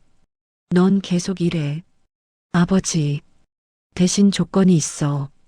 준호를 보좌해라. 모두가 경석을 바라봤습니다. 준호야, 너 회사 들어올 거니? 경석이 손자에게 물었어요. 저요? 그래, 너는 윤씨 집안의 적장손이야. 당연히 회사를 이어받아야지. 준호는 당황했습니다. 할아버지, 저는 준비가 안 됐어요. 준비는 하면서 하는 거야. 태민이가 옆에서 도와줄 거고. 경석은 태민을 바라봤어요. 태민아, 할 수 있겠니? 네, 아버지. 제가 준호를 잘 가르치겠습니다. 태민은 준호에게 고개를 숙였어요. 준호야, 잘 부탁한다. 준호는 여전히 혼란스러웠습니다. 할머니, 영숙이 손자의 손을 잡았어요. 준호야, 해봐. 내 아버지가 못다한 일을 내가 하는 거야. 하지만 너는 할 수 있어. 할머니가 옆에서 도와줄게. 영숙의 눈빛은 단호했습니다. 준호는 어머니를 바라봤어요. 수진이 미소 지으며 고개를 끄덕였습니다. 해봐, 준호야. 내 아버지도 원하실 거야. 준호는 깊게 숨을 쉬었어요. 알겠어요. 해볼게요. 경석은 손자를 껴안았습니다. 고맙다, 준호야. 하지만 평화는 오래가지 않았어요. 다음 날 아침 경석은 회사로 출근했습니다. 회장실에 도착하자 비서가 급히 달려왔어요. 회장님, 큰일 났습니다. 무슨 일이요? 이사회에서 긴급 회의를 소집했습니다. 내 허락도 없이? 네, 사회이사들이 주도했습니다. 경석의 얼굴이 굳어졌어요. 지금 어디서 하고 있소? 대회의실입니다. 경석은 서둘러 대회의실로 향했습니다. 문을 열고 들어가자 이사들이 모두 앉아 있었어요. 이게 무슨 짓이오? 경석이 물었습니다. 사회이사 대표가 일어났어요. 회장님, 앉으시죠. 설명부터 하시오. 왜 내 허락 없이 이사회를 소집했소? 회장님의 경영 능력에 문제가 있다고 판단했습니다. 뭐라고? 어제 중동 투자 계약이 무산됐습니다. 그것도 회장님 가족 문제 때문에요. 사회이사의 말에 다른 이사들도 고개를 끄덕였어요. 그건 내부 비리를 막기 위한, 결과적으로 회사에 막대한 손해를 입혔습니다. 주가도 폭락했고요. 그래서 어쩌자는 거요? 경석의 목소리가 떨렸습니다. 회장님께 사퇴를 권고합니다. 회의실이 조용해졌어요. 사퇴라고? 네, 이사회 의결로 결정했습니다. 내가 세운 회사인데 나보고 나가라고? 경석은 믿을 수 없다는 표정이었어요. 회장님, 회사는 개인 소유물이 아닙니다. 주주들의 것이고요. 주주? 바로 그때 회의실 문이 열렸습니다. 최도윤이 들어왔어요. 최도윤? 너 경찰서에 있는 거 아니었어? 경석이 놀라 물었습니다. 보석으로 나왔습니다, 회장님. 최도윤은 여유로운 표정이었어요. 그리고 저는 이제 이 회사의 최대 주주입니다. 무슨 소리야? 어젯밤 사이에 주식을 매집했습니다. 이사들의 도움으로요. 최도윤은 서류를 테이블에 던졌어요. 현재 제 지분은 35%입니다. 회장님은 30%시고요. 경석은 서류를 집어들었습니다. 손이 떨렸어요. 어떻게 이런 짓을? 회장님께서 저를 버리셨잖아요. 그래서 제 방식대로 하기로 했습니다. 최도윤의 눈빛이 차가웠어요. 이사회 의결로 회장직에서 해임합니다. 안 돼. 이건 내 회사야. 경석이 소리쳤습니다. 이제는 제 회사입니다. 최도윤은 비웃으며 회의실을 나갔어요. 경석은 그 자리에 주저앉았습니다. 30년간 일궈온 회사를 빼앗긴 순간이었어요. 1시간 후 영숙에게 전화가 왔습니다. 여보세요? 여보, 나야. 경석의 목소리는 떨리고 있었어요. 무슨 일 있어요?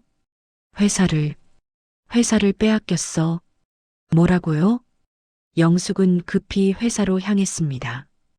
회장실에 도착했을 때 경석은 소파에 앉아 멍하니 있었어요. 여보, 무슨 일이에요?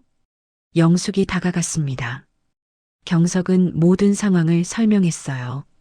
영숙의 얼굴이 창백해졌습니다. 그럼 이제 어떻게 되는 거예요? 모르겠어. 다 끝난 것 같아. 경석은 고개를 떨구었어요. 영숙은 남편을 안아줬습니다.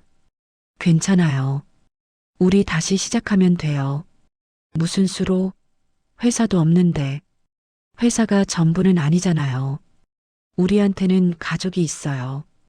영숙의 말에 경석은 고개를 들었어요. 가족? 그래요.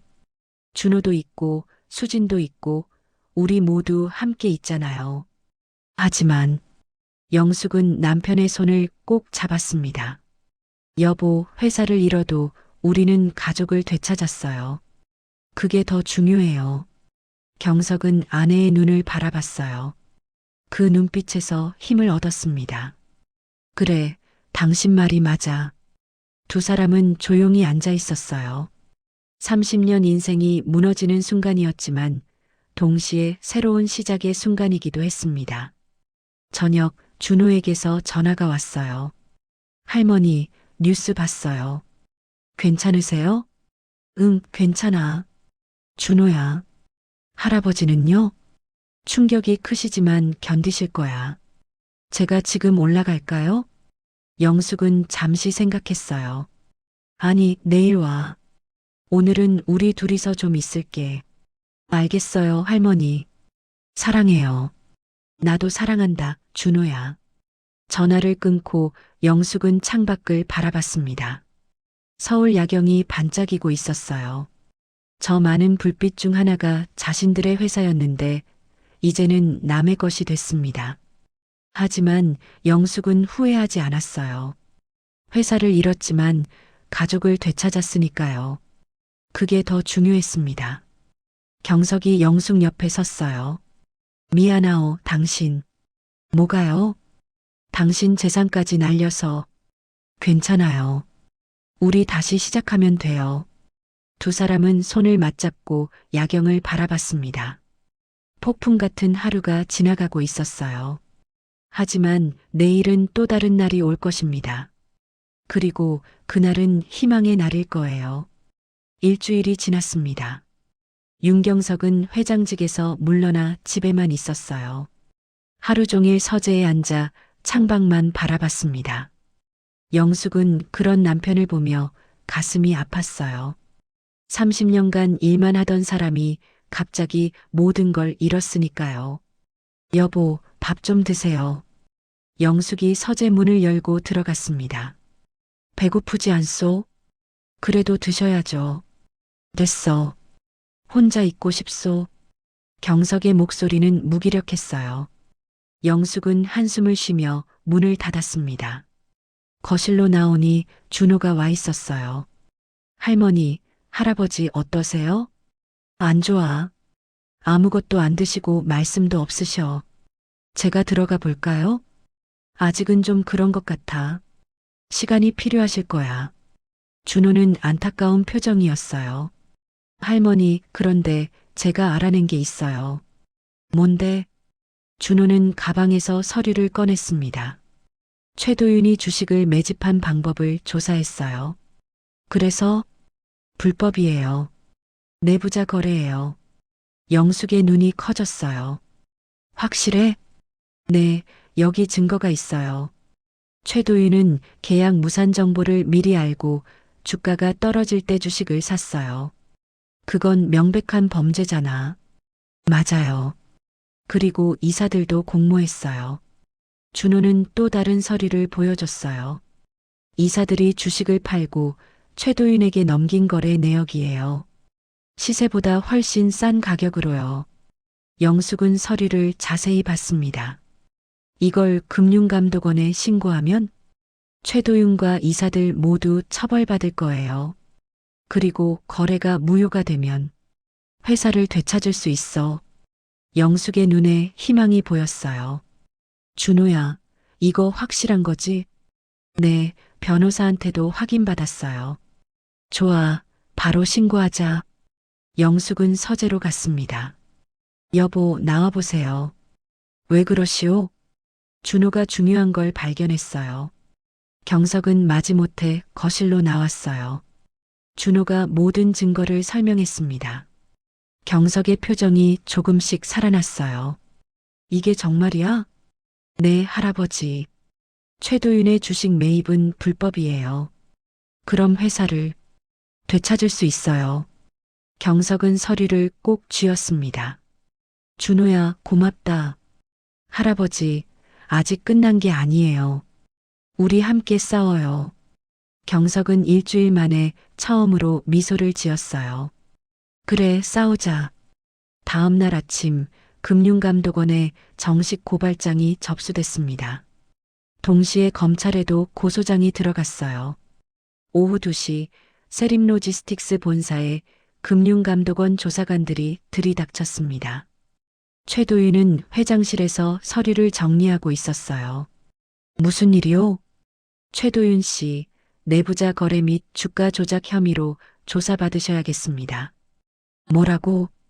최도윤의 얼굴이 창백해졌어요. 증거가 있습니다. 동행하시죠. 조사관들이 회장실을 압수수색하기 시작했어요. 최도윤은 휴대폰을 꺼내려 했지만 조사관이 먼저 빼앗았습니다. 증거인멸 우려가 있으니 제출하세요. 사회이사들도 하나둘씩 조사를 받았어요. 회사는 순식간에 아수라장이 됐습니다. 저녁 뉴스에서는 이 사건이 대대적으로 보도됐어요. 세림로지스틱스 경영권 분쟁, 불법 주식 거래로 번져, 전 재무팀장 최도윤, 내부자 거래 혐의 조사받아. 경석은 뉴스를 보며 씁쓸하게 웃었습니다. 내가 믿었던 사람들이 다 이 모양이었구나. 여보, 이제라도 알았잖아요. 영숙이 옆에서 위로했어요. 그래도 늦었어.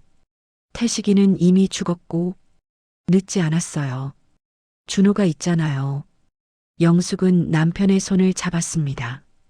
우리 다시 시작해요. 제대로 된 회사로 만들어요.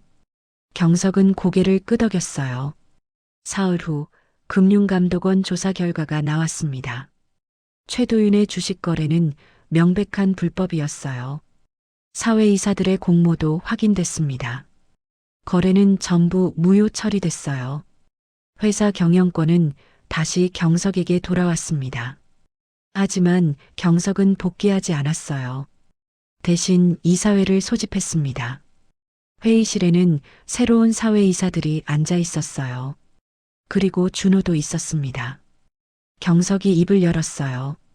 오늘부터 우리 회사는 새롭게 시작합니다.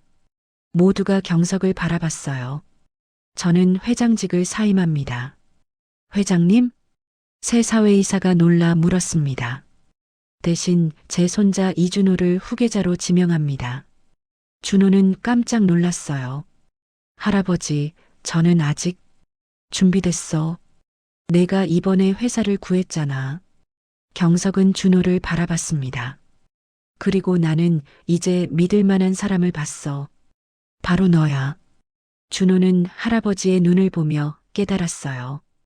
이건 단순한 경영권 이양이 아니라 신뢰의 회복이라는 것을요. 알겠습니다, 할아버지. 최선을 다하겠습니다. 고맙다, 준호야. 이사회는 만장일치로 준호를 후계자로 승인했어요. 하지만 정식 대표이사는 아직 아니었습니다.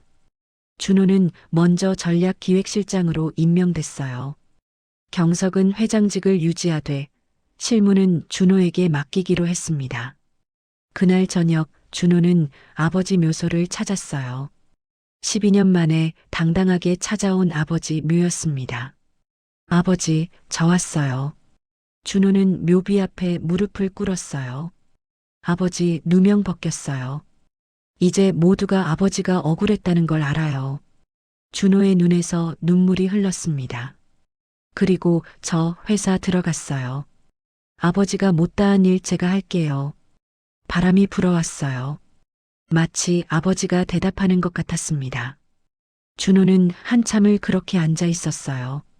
집으로 돌아오는 길, 준호는 어머니에게 전화했습니다. 엄마, 나 지금 아버지 산소 다녀와. 그래, 아버지께 인사 잘 드렸니? 응. 엄마, 이제 우리 당당하게 살 수 있을 것 같아. 수진의 목소리가 떨렸어요. 그래, 준호야. 내 아버지도 기뻐하실 거야. 엄마 사랑해. 나도 사랑한다, 아들. 전화를 끊고 준호는 하늘을 올려다봤어요. 별이 반짝이고 있었습니다. 다음 주 월요일 준호는 정식으로 출근했어요. 전략기획실장 명찰을 달고 회사에 들어섰습니다. 직원들이 준호를 보며 수군거렸어요. 저 사람이 새 실장님이래. 회장님 손자라던데? 12년 전 쫓겨난 그 집안 아들이잖아. 준호는 신경 쓰지 않았어요. 당당하게 걸어 전략기획실로 갔습니다. 문을 열자 태민이 서 있었어요. 준호야, 왔구나. 삼촌, 오늘부터 내가 내 보좌관이야. 잘 부탁한다. 태민은 진심으로 고개를 숙였습니다. 준호는 삼촌의 손을 잡았어요. 잘 부탁드립니다, 삼촌. 두 사람은 악수를 나눴습니다. 과거의 앙금을 조금씩 녹이는 순간이었어요. 오전 10시, 준호는 첫 임원 회의에 참석했습니다. 경석도 자리에 있었어요. 오늘부터 전략기획실장 윤준호가 회사 혁신을 주도할 것입니다. 경석이 선언했어요. 준호 실장, 말씀해 보시죠. 준호는 자리에서 일어났습니다. 안녕하세요, 윤준호입니다. 모든 임원들이 준호를 바라봤어요. 제 아버지는 12년 전 이 회사를 떠났습니다. 억울한 누명 때문이었죠. 회의실이 조용해졌어요. 하지만 제가 대신 돌아왔습니다. 제 아버지의 명예를 되찾고 이 회사를 바로잡기 위해서입니다. 준호의 목소리에는 힘이 실렸습니다.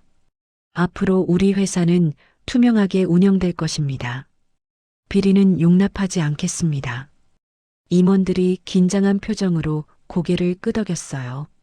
그리고 현장 직원들의 목소리를 듣겠습니다.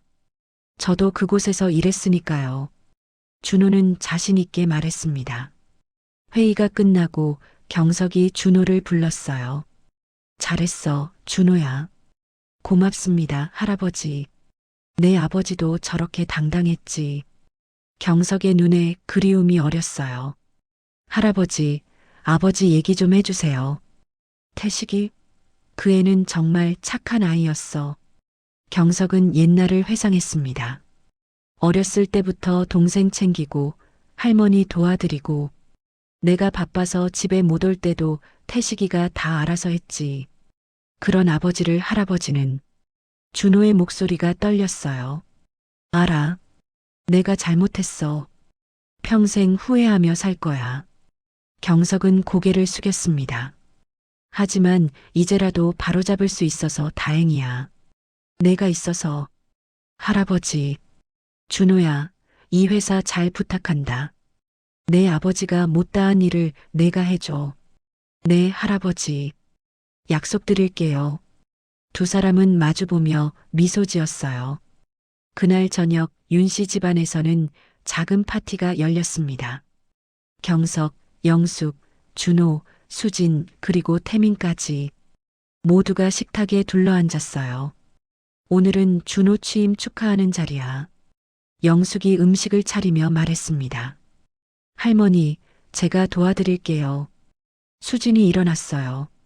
아니야, 형수님. 오늘은 손님이야. 두 여자는 웃으며 함께 음식을 나르고 있었습니다. 식사가 시작됐어요. 경석이 잔을 들었습니다. 오늘 우리 가족이 이렇게 모였어. 12년 만에 모두가 잔을 들었어요. 준호야, 내가 우리 가족을 다시 모았어. 고맙다. 할아버지, 할머니 덕분이에요. 아니야, 내 용기 덕분이야.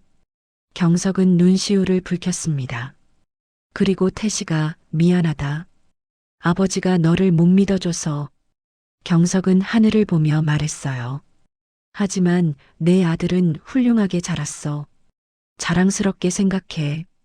모두가 조용히 잔을 들었습니다. 태식을 위한 묵념이었어요.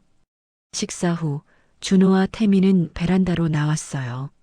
준호야, 내 삼촌. 삼촌이 앞으로 잘할게. 내 아버지 목까지. 고마워요, 삼촌. 아니야, 내가 고마워. 내가 나를 용서해줘서. 태미는 준호의 어깨를 토닥였습니다. 우리 이제 진짜 가족하자. 네, 삼촌. 두 사람은 악수를 나눴어요. 그날 밤 영숙은 일기를 썼습니다. 오늘 우리 가족이 다시 모였다. 12년이라는 긴 시간이 걸렸지만 결국 해냈다.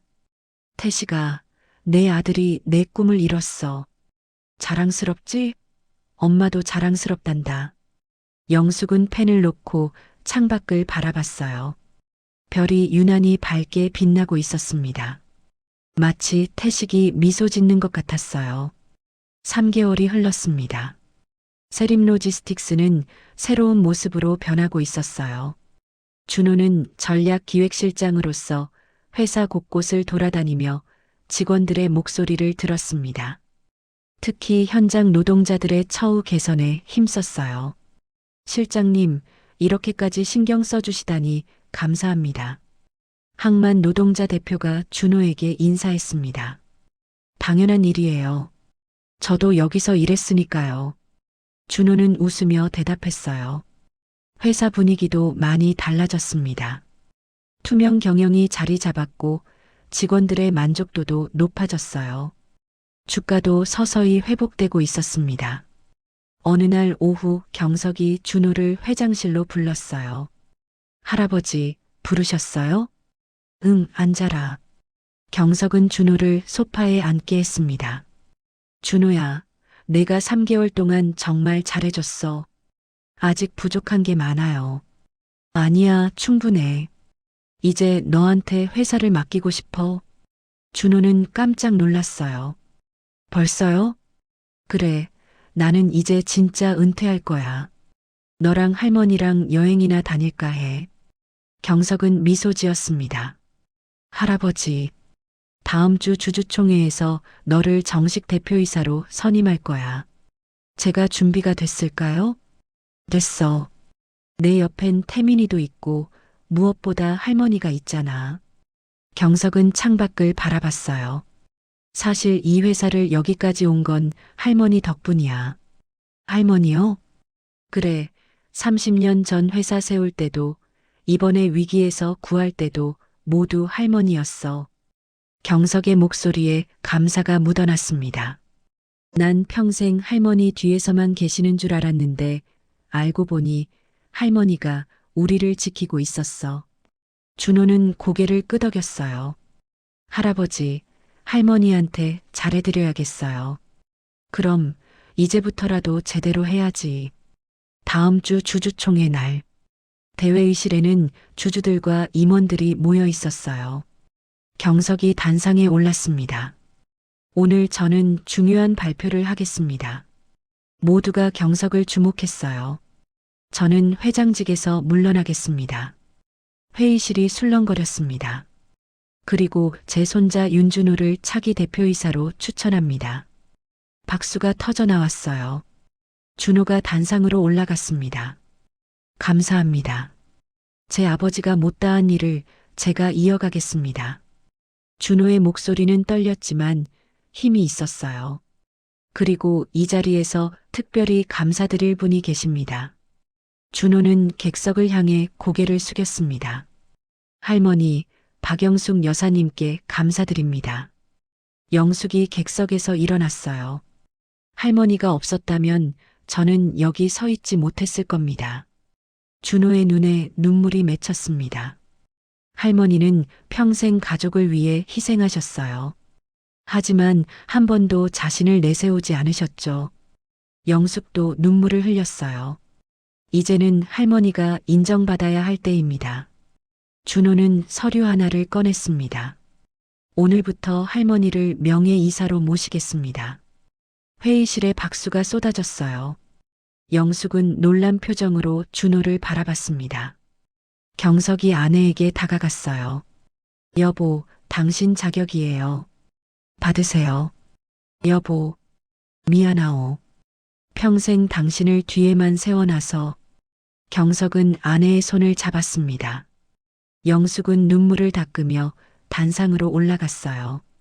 마이크 앞에 선 영숙은 잠시 말을 잇지 못했습니다. 저는 평생 남편 뒤에 서 있는 게 당연한 줄 알았어요. 영숙의 목소리가 회의실에 울렸어요. 가족을 위해 희생하는 게 여자의 도리인 줄 알았죠. 하지만 이번 일을 겪으면서 깨달았어요. 여자도 목소리를 내야 한다는 걸요. 영숙은 준호를 바라봤습니다. 제 손자가 그걸 가르쳐 줬어요. 용기를 내면 바뀔 수 있다는 걸요. 영숙은 객석의 여직원들을 바라봤어요. 여러분도 할 수 있어요. 주저하지 마세요. 박수가 다시 터져 나왔습니다. 주주총회가 끝나고 저녁 윤 씨 가족은 식당에 모였어요. 경석, 영숙, 준호, 수진, 그리고 태민. 오늘은 준호 대표이사 취임 축하하는 자리야. 경석이 잔을 들었습니다. 그리고 우리 영숙 명예이사 취임도 축하하고. 모두가 잔을 부딪혔어요. 건배. 식사를 하면서 영숙이 수진에게 물었습니다. 형수님, 이제 편하게 사셔야죠. 고맙습니다, 어머님. 어머님 덕분에 준호가 여기까지 왔어요. 아니에요. 형수님이 잘 키우셨어요. 두 여자는 서로의 손을 잡았어요. 12년간의 고생을 나눈 사이였습니다. 태민이 준호에게 말했어요. 준호야, 앞으로 잘 부탁한다. 삼촌이 옆에 계셔서 든든해요. 삼촌이 내 아버지 목까지 할게. 태민은 진심으로 말했습니다. 경석은 가족들을 바라보며 생각했어요. 태식아, 우리 가족이 다시 하나가 됐어. 내 아들 덕분이야. 식사 후 영숙과 수지는 잠깐 밖으로 나왔어요. 식당 앞 벤치에 나란히 앉았습니다. 형수님, 정말 고생 많으셨어요. 아니에요, 어머님. 어머님이 더 힘드셨을 거예요. 아들을 지키지 못한 게 평생 한이었어요. 영숙의 목소리가 떨렸습니다. 하지만 형수님이 준호를 훌륭하게 키워주셨어요.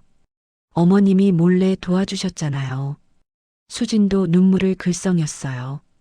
우리 둘이서 준호를 지킨 거예요, 형수님. 그래요, 어머님. 우리가 함께 지켰어요. 두 여자는 서로를 껴안았습니다. 시어머니와 며느리. 12년간 떨어져 있었지만 같은 마음으로 한 아이를 지켜온 사이였어요. 한 달 후, 경석과 영숙은 제주도 여행을 떠났습니다. 50년 결혼 생활에서 처음으로 떠나는 부부 여행이었어요. 바닷가를 걸으며 경석이 말했습니다. 여보, 평생 여행 한 번 못 데려가줘서 미안하오. 괜찮아요. 이제라도 함께 있잖아요. 영숙은 남편의 팔짱을 꼈어요. 당신 덕분에 회사도 살고 가족도 되찾았소. 아니에요. 우리 모두 함께 노력했어요. 그래도 당신이 없었으면 난 포기했을 거요. 경석은 아내를 바라봤습니다. 고맙소, 영숙. 저도 고마워요, 여보. 두 사람은 바다를 바라보며 손을 꼭 잡았어요. 파도 소리가 들렸습니다. 같은 시각, 서울. 준호는 사무실에서 서류를 검토하고 있었어요. 태민이 노크하고 들어왔습니다. 준호야, 중동 투자자들이 다시 연락 왔어. 정말요? 응, 이번엔 제대로 된 투자 제안이야. 준호는 미소를 지었어요. 검토해 볼게요, 삼촌. 그래, 천천히 봐. 이번엔 실수 없이 하자. 태민이 나간 후 준호는 창밖을 바라봤습니다. 부산 방향을 향해 중얼거렸어요. 아버지, 잘 보고 계시죠? 저 열심히 하고 있어요. 그날 저녁 준호는 어머니와 통화했습니다. 엄마, 뭐해? 저녁 먹고 있어. 너는? 저도 곧 퇴근할게요. 준호야, 너무 무리하지 마. 괜찮아요, 엄마. 제가 좋아서 하는 일이에요. 준호의 목소리에 행복이 묻어났습니다. 엄마, 사랑해요. 나도 사랑한다, 아들아. 전화를 끊고 준호는 가방을 챙겼어요. 책상 서랍을 열자 오래된 사진이 하나 있었습니다. 어린 준호와 아버지가 함께 찍은 사진이었어요. 아버지, 제가 해냈어요. 준호는 사진을 가슴에 품고 사무실을 나섰습니다. 6개월 후, 세림로지스틱스는 업계 1위를 탈환했어요. 투명 경영과 직원 복지로 유명한 회사가 됐습니다.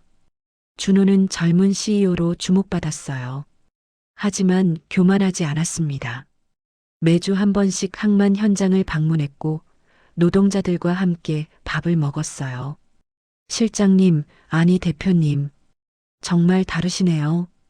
옛 동료가 말했습니다. 저도 여기 노동자였어요. 잊지 않고 있어요. 준호는 진심으로 대답했어요. 어느 일요일 오후, 윤 씨 가족은 아버지 묘소에 모였습니다. 경석, 영숙, 준호, 수진, 태민. 모두가 태식의 묘비 앞에 섰어요. 경석이 먼저 절을 했습니다. 태식아, 아버지가 늦었다. 정말 미안하다. 영숙도 절을 했어요. 태식아, 엄마도 미안해. 너를 지키지 못해서. 태민이 무릎을 꿇었습니다. 형, 동생이 잘못했어. 용서해줘. 수지는 조용히 눈물을 흘렸어요. 여보, 우리 준호 잘 컸어요. 당신 닮아서 훌륭해요. 마지막으로 준호가 앞으로 나갔습니다. 아버지, 저 왔어요. 준호는 묘비를 쓰다듬었어요. 아버지가 못다한 일 제가 하고 있어요. 회사도 잘 되고 있고요. 준호의 목소리가 떨렸습니다. 그리고 우리 가족 다시 하나가 됐어요. 할아버지, 할머니, 삼촌, 엄마 모두요. 준호는 눈물을 닦았어요. 아버지, 사랑해요. 평생 사랑할게요. 바람이 불어왔습니다. 마치 태식이 대답하는 것처럼 느껴졌어요.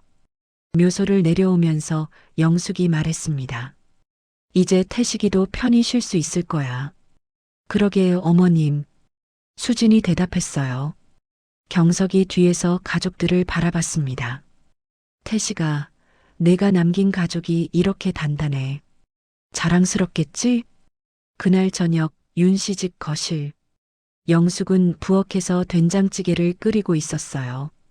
30년 전 장남에게 끓여주던 그 맛이었습니다. 할머니, 무슨 냄새예요? 너무 좋은데. 준호가 부엌으로 들어왔어요. 내 아버지가 좋아하던 된장찌개야. 그래요? 저도 먹어볼 수 있어요? 그럼 내가 먹으라고 끓인 거야. 영숙은 한 그릇 떠서 준호에게 줬어요. 준호는 한 숟가락 떠먹었습니다. 입안 가득 퍼지는 구수한 맛. 어디선가 맡아본 듯한 익숙한 맛이었어요. 이 맛, 어릴 때 먹어본 것 같아요. 그럼 내가 5살 때까지 할머니가 자주 끓여줬거든. 영숙은 미소 지었습니다. 할머니. 준호는 할머니를 꼭 안았어요. 고마워요, 할머니. 저를 포기하지 않아주셔서. 할머니야말로 고마워. 내가 우리 가족을 되찾아줘서. 두 사람은 한참을 그렇게 안고 있었어요. 거실에서는 경석이 신문을 보고 있었습니다. 수지는 차를 마시며 창밖을 바라봤어요. 태미는 서류를 검토하고 있었습니다. 평범한 일요일 저녁 풍경이었어요. 하지만 이 평범함을 되찾기까지 12년이 걸렸습니다. 영숙은 그날 밤 일기를 썼어요. 오늘 우리 가족이 태식이 묘소에 함께 갔다. 모두가 태식이에게 미안하다고 사랑한다고 말했다. 나는 이제 마음이 조금 편해졌다. 평생을 가족 뒤에서 살았지만 후회하지 않는다. 가족을 지키는 건 결국 여자들의 몫이었으니까. 수진이와 나, 우리 둘이서 준호를 지켰다. 그리고 준호가 우리 가족을 다시 모았다. 이제는 행복할 시간이다. 남은 인생, 사랑하는 사람들과 함께 보내야지. 영숙은 펜을 놓고 창밖을 바라봤어요. 별이 반짝이고 있었습니다. 그중 가장 밝은 별 하나가 유난히 빛났어요. 태식아, 잘 자거라. 우리 가족 엄마가 잘 지킬게. 영숙은 미소 지으며 불을 껐습니다. 그날 밤 윤씨 집안의 모든 방에서 평온한 숨소리가 들렸어요. 12년 만에 찾아온 진정한 평화였습니다. 가족은 다시 하나가 됐고 사랑은 되살아났습니다. 그리고 무엇보다 여자들의 숨은 힘이 가족을 지켰다는 진실이 드러났어요. 영숙과 수진, 두 여자가 묵묵히 지켜온 사랑이 결실을 맺은 날이었습니다. 끝.